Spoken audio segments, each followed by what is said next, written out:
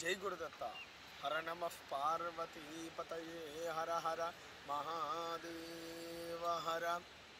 श्री ज्योतिर्वास्तु विद्यापीठम ఈ సంవత్సరం మహత్తరమైనటువంటి తీర్థ సంగ్రహణం చేస్తూ అనేక తీర్థాలను సంగ్రహిస్తూ ఉన్నది మన విద్యాపీఠం. అందులో భాగంగా ఒడిశా రాష్ట్రంలోని గంజాం ప్రాంతంలో అతి గొప్పనైనటువంటి నది ఋషితుల్యా నది. దాన్నే ఋషికుల్యా నది అని కూడా పిలుస్తూ ఉంటారు. ఈ నది పేరు ఋషితుల్యా నది. ఇక్కడ ఉన్నటువంటి ఒక 76 కిలోమీటర్ల దూరంలో ఉన్నటువంటి ఋషిమాల అనేటువంటి పర్వతముల యొక్క సమూహములో నుండి ఉద్భవించేటువంటి విశిష్టమైనటువంటి నది ఈ నది. ఆ ఋషిమాల ప్రాంతాన్నే కాశ్మీర్ ఒడిశా అని పిలుస్తారు. ఒడిశాలో ఉన్నటువంటి కాశ్మీర్ అని ఉంటారు. అంత పచ్చని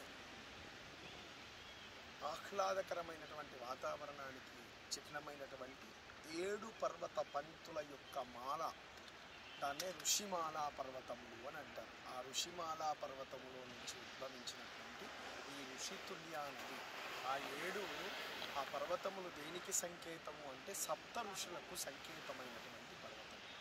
ఆ సప్త ఋషులు అక్కడ తపస్సు నిత్యం అనుష్ఠిస్తారని, సప్త ఋషుల యొక్క తపోధారల చేత ఏర్పడ్డటువంటి నది ఈ ఋషితుల్యా నది. అందులో ఈ నది పక్కన ధ్యానం చేయడం, స్నానం చేయడం చాలా విశిష్టమైనటువంటిది. అందులో ఈ 76 కిలోమీటర్ల తర్వాత ఈ గంజాం ప్రాంతంలో ఇక్కడి నుంచి 2 కిలోమీటర్ల దూరంలో చివర కనబడుతూ ఉంది ఈ ఋషితుల్యా నది. సముద్రుణ్ణి సంగమించేటువంటి స్థానం. ఇది పరమ పవిత్రమైనటువంటి స్థానం.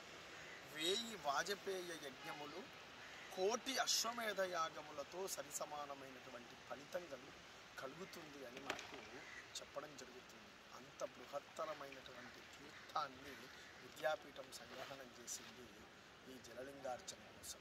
ఇటువంటి అమృతతుల్యమైనటువంటి తీర్థము ద్వారా నిర్మితమైనటువంటి లింగాన్ని దర్శిస్తే అఖండమైనటువంటి యాగాలు చేసినటువంటి ఫలితంతో పాటు ఈ ఋషితుల్య పవిత్రమైనటువంటి ఋషితుల్యా నదిలో స్నానం చేసినటువంటి ఫలితం కూడా మనకు కలగబోతుంది. ఋషితుల్య నదితో నిర్మితమైనటువంటి లింగాన్ని ఋషితుల్యా నదితోటి అభిషేకం చేసి మనం అందరం కూడా తరిద్దాం. తప్పకుండా జలలింగార్చనలో మన కుటుంబ బంధుమిత్రులందరితో సహా పాల్గొని ఆ జలలింగేశ్వరుని యొక్క పరిపూర్ణమైనటువంటి అనుగ్రహాన్ని పొందుదాం. జై గురుదత్త. జలలింగేశ్వర భగవానికి జై.